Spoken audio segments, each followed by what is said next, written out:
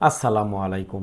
LTV 24 সকালের সংবাদে আপনাদেরকে স্বাগত জানাচ্ছি। আমি রমজান আলী। আজ 22 ঘন্টা গ্যাস থাকবে না যেসব এলাকায়। দর্শক শুনছিলেন সংবাদ শিরোনাম, এবারে জানিয়ে দিব বিস্তারিত।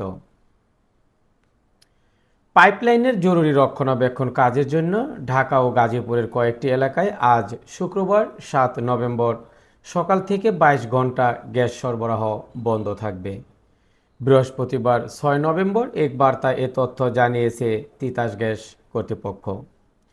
এতে বলা হয়, তিতাস গ্যাসের পাইপলাইনের জরুরি রক্ষণাবেক্ষণ কাজের জন্য শুক্রবার 7 নভেম্বর সকাল 9টা থেকে শনিবার 8 নভেম্বর সকাল 7টা পর্যন্ত মোট 22 ঘন্টা কড্ডা, কোনাবাড়ী, জোরাইন, সোরাবাড়ি, কাশিমপুর, মৌচাক, শফিপুর, চন্দ্রা, কালিয়াকুর, শ্রীপুর, নবীনগর, সাভার ক্যান্টনমেন্ট, আশুলিয়া, জিরাবর ও এর কাছাকাছি এলাকায় সব শ্রেণীর গ্রাহকের গ্যাস সরবরাহ বন্ধ থাকবে।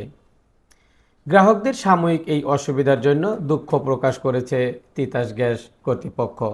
দর্শক শুনছিলেন সকালের সংবাদ। দুপুরের সংবাদ শোনার আমন্ত্রণ জানিয়ে বিদায় নিচ্ছি। আল্লাহ হাফেজ।